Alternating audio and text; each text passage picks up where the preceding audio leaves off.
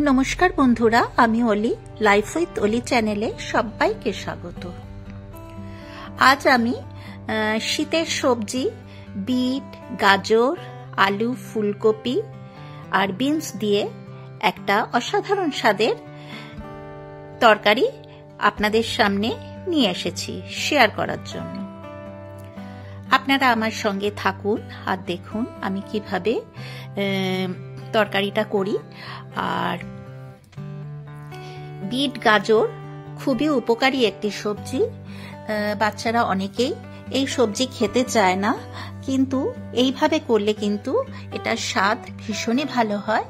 তো এই সবজিটা করার জন্য আমি এখানে আলু, গাজর, বিট, বিনস আর ফুলকপি সমস্ত কিছু কেটে ভালো করে ধুয়ে রেখেছি। কড়াইতে সর্ষের তেল অ্যাড করে দিয়েছি 2 টিস্পুন। তো তেলটা গরম হতেই আমি 2টো শুকনো লঙ্কা ফোড়নে দিয়ে দিলাম, আর দিয়ে দিলাম 2টো তেজপাতা, আর দিয়ে দিচ্ছি 2টো এলাচ, 2টো দারচিনি আর 2টো লবঙ্গ, আর দিলাম 1 টিস্পুন পাঁচফোড়ন। ফোড়নটা 30 থেকে 40 সেকেন্ড একটু নাড়াচাড়া করে নেব। বেশ সুন্দর একটা ফ্লেভার বেরিয়েছে। এরপরে আমি একে একে সমস্ত সবজি অ্যাড করে দেবো। প্রথমে আমি ডুমো করে কেটে রাখা আলুটা ফ্রাই করে নেব। আলুটাকে দিয়ে দিলাম।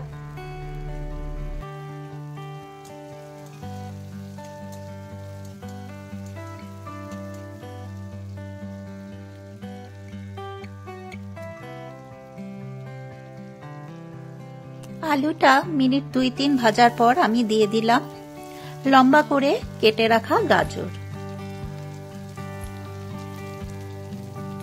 এটি কিন্তু গরম ভাত, রুটি, লুচি, পরোটা সবের সঙ্গে খেতে দুর্দান্ত লাগে।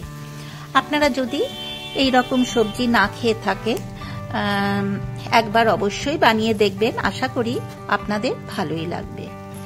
এরপরে আমি একটা মিডিয়াম সাইজের পেঁয়াজ কুচি করে রেখেছিলাম, সেটাকেও কেটে ওর মধ্যে দিয়ে দিলাম। দিয়ে আবারও নাড়াচাড়া করে নিচ্ছি মিনিট 2-3 সময় ধরে।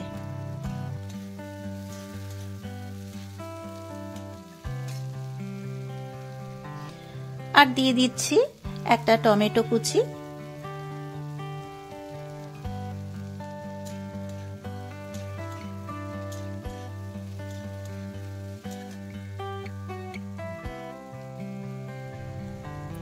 এরপরে দিয়ে দিচ্ছি 1 টিস্পুন হলদি পাউডার,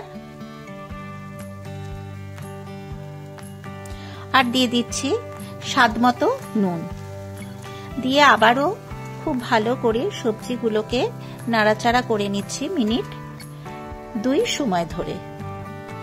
এরপরে আমি বিট আর বিনস এই দুটো সবজিও ওর মধ্যে অ্যাড করে দিলাম। দিয়ে আবারও খুব ভালো করে নাড়াচাড়া করে ভেজে নেব বেশ কিছুক্ষণ সময় ধরে।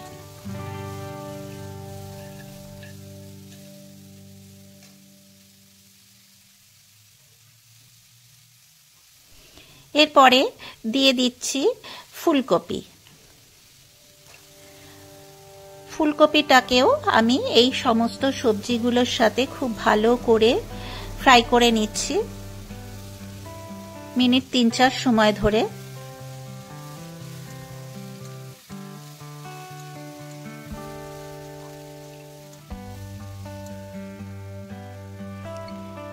এরপরে দিয়ে দিচ্ছি 2টো কাঁচা লঙ্কা চিড়ে,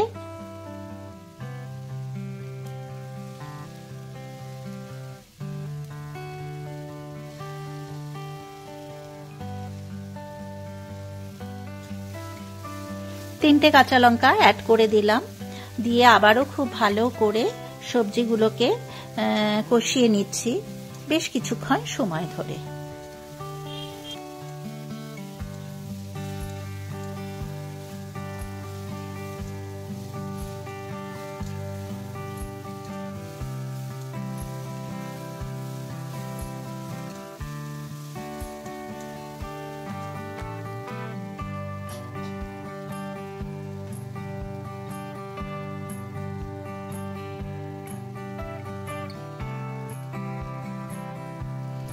এরপরে জিরের গুঁড়ো হাফ টিস্পুন আর ধনের গুঁড়ো হাফ টিস্পুন অ্যাড করে দিলাম।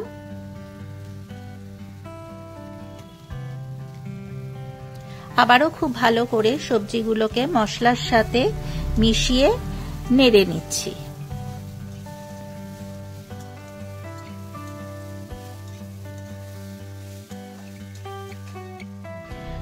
সবজিগুলো খুব ভালো করে কষানো হয়ে গেছে। এরপরে আমি পরিমাণ মতন জল অ্যাড করে দিলাম।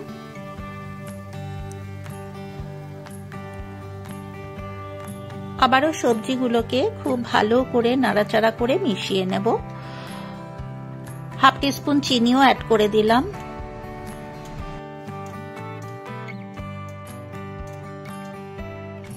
মিষ্টিটা দিলে কিন্তু স্বাদের ব্যালেন্স হয়। আপনাদের যদি অপছন্দের হয় মিষ্টিটা স্কিপ করতে পারেন। যেহেতু আমি টমেটো দিয়েছি, একটু মিষ্টি না দিলে কিন্তু স্বাদটা ব্যালেন্স হবে না। এইভাবে যদি করা হয় এর স্বাদ অসাধারণ হয়।